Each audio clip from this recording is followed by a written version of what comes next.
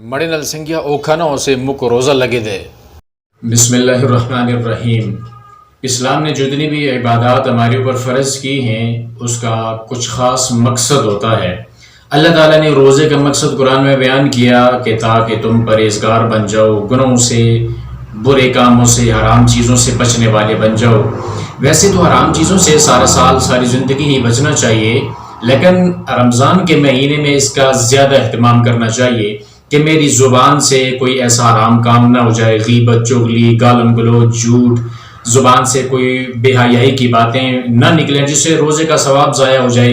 मेरा कान कोई ऐसी बात ना सुने जिससे मेरे रोज़े का सवाब ज़ाया हो जाए। कोई ऐसी मुझसे हरकत, कोई काम ना हो जाए जिससे मेरा रोज़ा ज़ाया हो जाए। उसका जो सवाब और उसका जो असल मकसद होता है वो मुझसे कहीं खो ना जाए, ये इंसान को ज़्यादा ख्याल करना चाहिए। लेकिन उमूमन होता ऐसा है कि रमज़ान मुबारक के महीने के अंदर जितने झगड़े, जितनी गालम गलोच होती है, साल के दूसरे अयाम के अंदर इतना नहीं होता। उसकी वजह ये होती है जब भी कोई बंदा किसी से थोड़ा बहुत कोई लड़ाई झगड़ा हो जाए, गुस्से में हो जाए, तो आगे से जवाब मिलता है और यार तू मेरे नाल ओखानो में रोज़ा रखे जाए। ऐसे बाँ पहले से ही क्रंजी हुई होती हैं सब ने। मैंने वैसे तांग क्रंजी थी कि रास्ते में आते हुए थोड़ी सी गर्मी लग रही थी, तो ऐसे रमज़ान मुबारक के महीने में सब ने ऐसे बाँ क्रंजी हुई होती हैं। और ज़ाहिर है फिर जब एक बंदा बाँ क्रंजता है तो आगे वाला कहता है यार तूने रोज़ा रखा हुआ है, तो मैंने भी तो रोज़ा ही रखा हुआ है। तो वो उसका जो आगे से जो रद्द अमल होता है वो बजाय इसके कि उसको ठंडा करने की कोशिश करे, वो उसको और हवा देता है। दोनों गुथम गुथा होते हैं और दरमियान में से रोज़ा तो फिर निकल ही जाता है। रोज़े का तो पता ही नहीं चलता कि रोज़ा किधर है।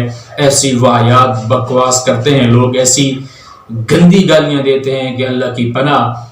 तो प्यारे पैगम्बर अलैहिस्सलातु वस्सलाम ने इरशाद फरमाया, मल्लम यदा क़ौल ज़ूर वल अमल बि फलैसा लिल्लाहि हाजतुन अन यदा तामहु व शराबा, कि जो बंदा रोज़े की हालत में भी ये बकवास किस्म की बातें, झूठ, चुगली, गीबत, दूसरों की बातें, दूसरों की इज्जत को उछालना, ऐसे कामों से जो बंदा परहेज नहीं करता तो फिर अल्लाह को कोई हाजत नहीं है कोई इंसान भूखा और प्यासा मरे।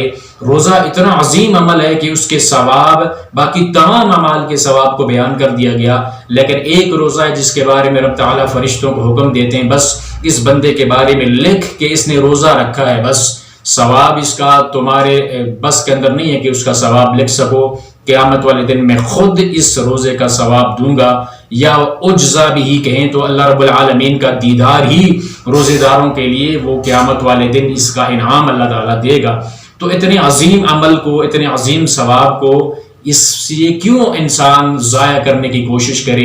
बल्कि जब भी कोई बंदा लड़ाई झगड़ा ऐसा कोई करे तो प्यारे पैगम्बर का फरमान है कि आगे से वो बंदा जवाब दे कि भाई मैं रोज़े से हूँ, मैं अपना रोज़ा ख़राब करने वाला नहीं, जितना गालम गलोच कर सकता है कर, झगड़ा करना है तो कर, मैं झगड़ा करने वाला नहीं हूँ, मैं तेरी इस बात का जवाब देने वाला नहीं हूँ, मैं अपने रोज़े का सवाब क्यों ज़ाया करूँ भाई।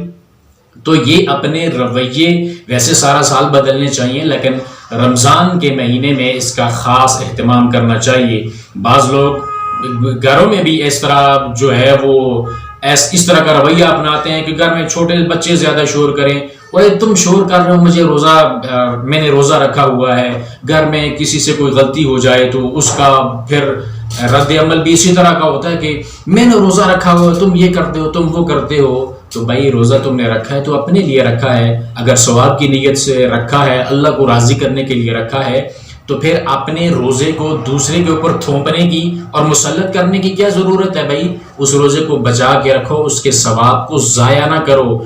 तो ये रमज़ान मुबारक के महीने के अंदर ये जो गोश्त का जो लोथड़ा है ना, ये जीभ जड़ी, इसमें हड्डी नहीं है ना, असल में जिधर मोड़ जाती है, तो इसका ज़्यादा ख्याल करना है कि रमज़ान के महीने में भूख और प्यास की जो शिद्दत को हमने बर्दाश्त करना है वो उसका कहीं अजर सवाब ज़ाया ना हो जाए।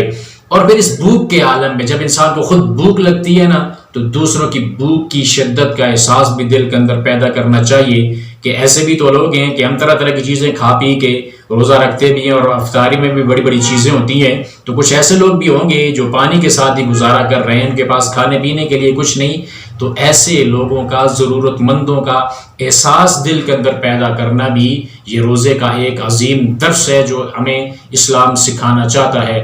دوسروں کے درد دکھ کا احساس اپنے دل کے اندر پیدا کرنا، اور رمضان المبارک کے مہینے کے اندر زیادہ سے زیادہ تلاوت کرنا، ذکر اذکار کے اندر اپنی زبان کو تر رکھنا، اور پھر زیادہ سے زیادہ نوافل پڑھنا، قیام کرنا، اور نمازوں کی پابندی کے ساتھ ساتھ نوافل کا زیادہ سے زیادہ اہتمام کرنا، تاکہ یہ جو برکات ہیں، یہ ثواب ہیں، یہ انسان سمیٹ سکے۔ یہ خزانے اور رحمتوں کے خزانے جو آسمان سے جنت کے دروازے کھول دیے جاتے ہیں، رحمتیں برسائی جاتی ہیں، اور جہنم کے دروازے بند ہوتے ہیں، شیطان جکڑے ہوئے ہوتے ہیں، تو ایسے عالم میں فائدہ اٹھانا چاہیے۔ وہ شیطان جڑے انسانوں بچوں ہیں، جڑے نکے شیطان، وہ بھی ذرا تھوڑی جی جو مستی کرتے ہیں، اس کے اوپر انسان کو کنٹرول کرنا چاہیے، اپنے روزے کو بچانا بھی ہے۔ اعمال جتنے بھی ہیں، سارے اعمال کر لینا بعض اوقات بڑی بات نہیں ہوتی، کر لینا انسان کر لیتا ہے، لیکن ان اعمال کو بچانا بھی پڑتا ہے۔